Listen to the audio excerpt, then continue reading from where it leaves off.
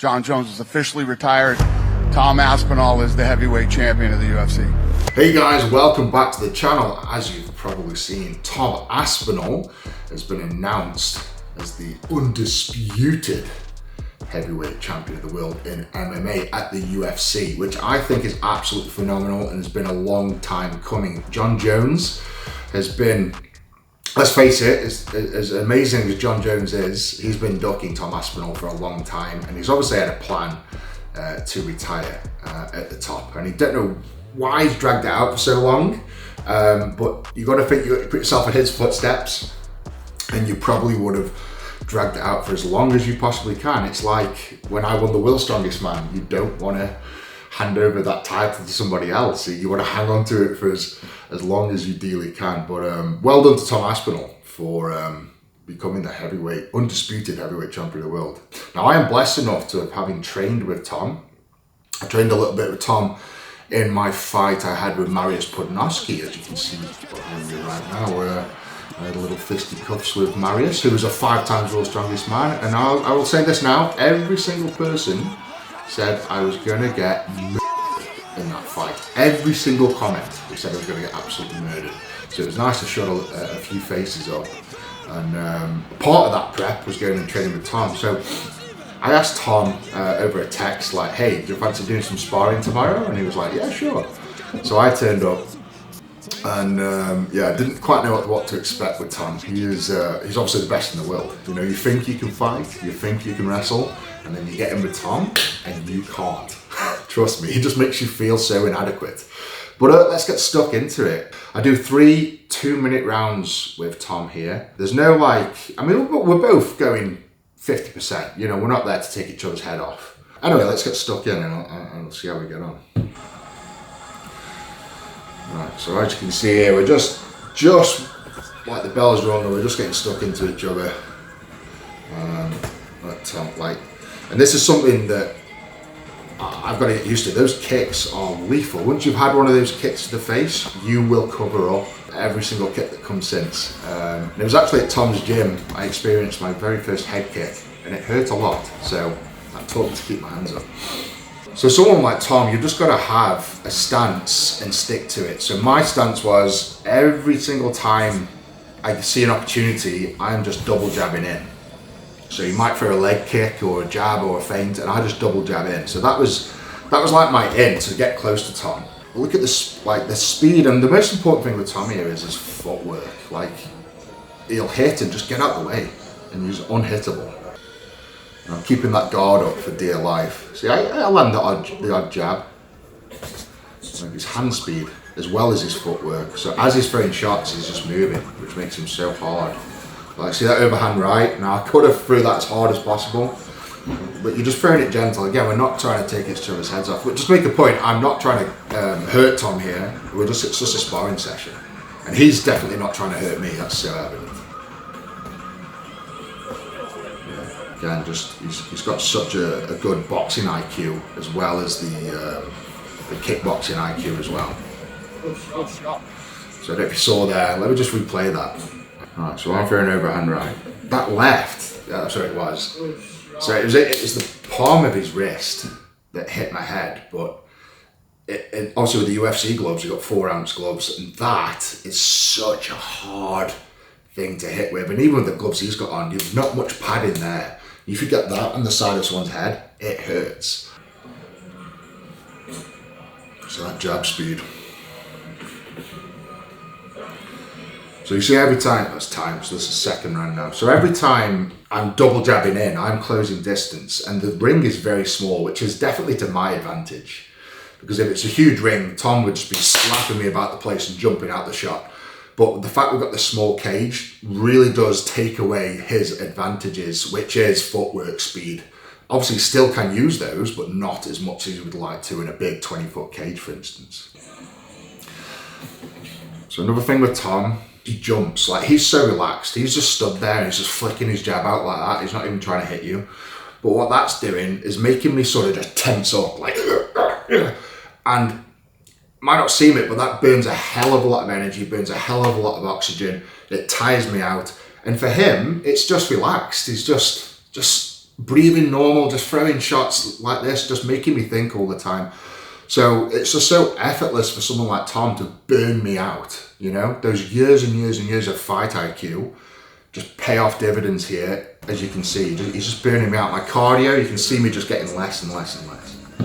Like, he even fakes the kicks, which makes me drop my hands, which he could come in with a shot. So I decide, I got some good body shots in there. One thing I'll say about Tom as well, he wears big gloves. Like, he hits really soft, and I don't mean that in a bad way. I mean, he's very kind and gentle in sparring, Tom is. So he wears these big 20-ounce gloves. So he wears these big cushion gloves. And he's not throwing his shots hard, you know, so he's throwing soft shots and he's got these big cushion gloves. So he's actually a very gentle sparring partner. Don't get me wrong, I wouldn't want to fight Tom with the 4-ounce gloves because I know that impact is 10 times as much and he's putting the extra effort in. So I'm not saying Tom is a weak sparring partner at all. I'm just saying he's a very kind sparring partner to someone like myself who hasn't got anywhere near the experience or talent that Tom has. End of the day, Tom's mindset coming into this is to help me prep for a fight. You know, he's not there to beat me up as such. He's there to just throw a shot and make me aware that there's an opening. So I've got to get my guard up. Right, so I start throwing some really heavy jabs into his chest now because I just see an opening. See that? And it just throws him back. Because he's so well guarded on his head. He had a little opening here, so I thought, sod it, I'm going to take it. And it worked quite a few times. It just threw him back, but what I failed to do was throw him back and then continue onwards and keep throwing shots. So I didn't capitalise on it. But I throw the shot and he bounces back out the way. Like that. Like, you just can't hit him. Yeah, see a fake knee, right kick, yeah. Double jab. See, I'm double jabbing in, just closing that distance. Now what I should do there when I've got him against the cage is just keep going. See, that's scary. When Tom lifts his legs up, you're just expecting a slap from his foot across your face. And it's a scary thought, honestly. You just don't realise how much those kicks hurt. You see how he's just burning me out? These little feints, little jabs, little movements. He's just working me down. Good shots there. Just such good footwork. See? Hits me in the stomach to lower my guard, hits me in the face. Such a good IQ.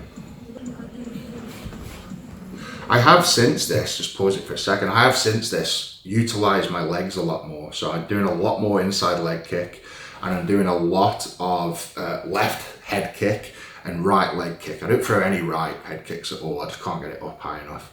But that left head kick is super powerful for me and I can bring it up to my own head height. So I can kick someone to 6'3", which is very surprising for myself, and it's heavy.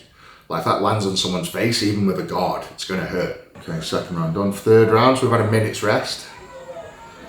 I think this is the last round. We just asked for 3 rounds. And to be honest, Tom's just so relaxed.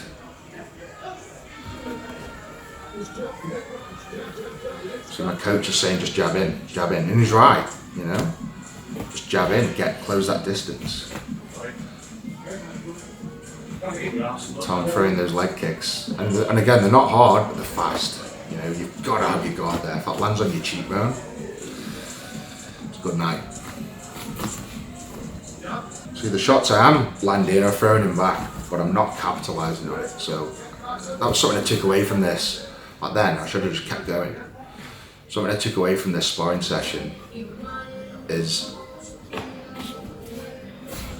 keep going, should have kept going. Yeah, it's throwing the shots, but then just standing there, like, and letting them recuperate. So right, take a bit more of a stance now, yeah, okay. And then his footwork.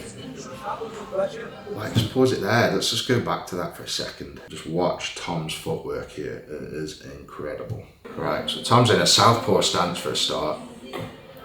Right leg kick, goes back, okay. Jumps out, catch him a couple of times. Just look at that. I know it, like, you play it slow down, it just looks like a little kid, like a little squirrel running away from his dad almost. But for a man that's 6'5" and 120 kilo to move like that, it's insane.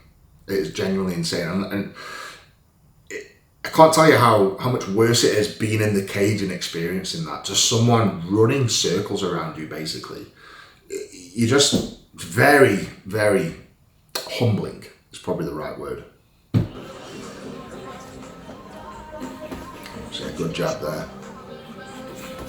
See those jabs in the chest, but I'm not following through.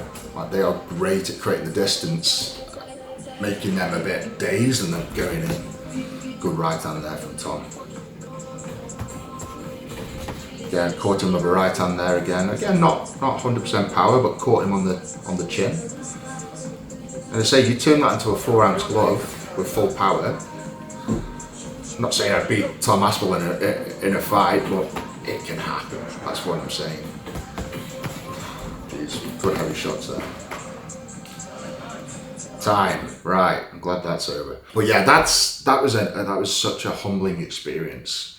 Getting in the ring with Tom Aspinall and sharing 3 2-minute rounds with him. Just like the footwork, the hand speed, his coordination, and his ability to keep the energy low. Like, I'm breathing quite heavy there, and Tom is just normal. Like, he's able to have conversations straight after that with his coaches, like barely out of breath, like he's done a brisk walk, if anything. So it was just pretty cool to have Tom give me that experience, having, well, he is now the heavyweight champion of the world, and I have fought the heavyweight champion of the world in MMA. And there's a lot of talk about my next fight, because I'm eager to get another fight, something quite up there.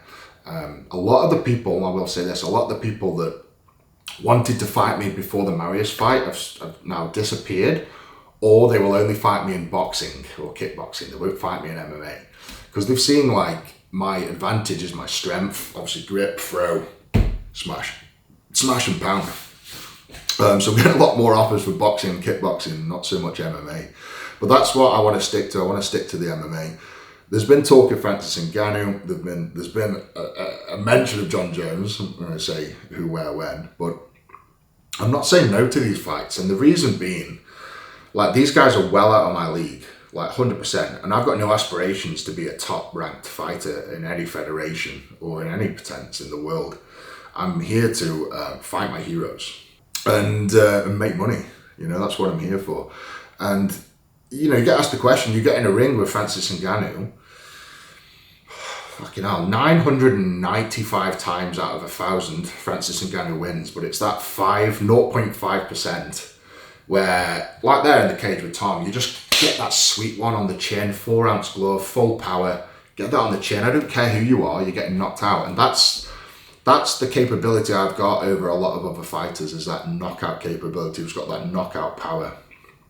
And I want to try and display it. You know, I've been working a hell of a lot on my kicking, my head kicking, my leg kicking, my inside kicking, and then following up with shots. So it's just becoming a lot more fluent for me. But I want to combine that with the MMA, the jiu-jitsu, get to the floor, get people in positions, smash them in the face.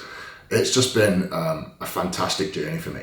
Like, genuinely loved learning the MMA. Got 2 great coaches that have guided me super well, and we're ready. We want another big fight. We want something good. We want something worthwhile. But yeah, and I must say this as well. Tom is like, I've sponsored Tom with Beast Farm for the best part of 2 years. He's just a super bloke, you know, super nice, super down to earth, super humble, family man, polite, considerate, just a top bloke, you know. And I'm very blessed and lucky to be able to get in the ring with Tom. And you know, I could probably call him up today and say, can we have a scrap on Friday? And he would, you know, as long as he's got no fights coming up. He's always wanting to help people, and that's the great thing about Tom. Just a super nice, humble guy. And his dad as well is phenomenal. Like, your dad, you get in one of the classes with his dad, if he shows you something, you just get it. He just got such a great way of explaining and showing techniques to his punters. Right then, guys, thanks for watching. I did not, in fact, win a fight against Tom Aspinall, as the title implied. But hey, maybe one day, you never know. Right guys, thank you so much. Don't forget to like the video, subscribe to the channel, and I'll see you next time. Big love, the beast. Take care.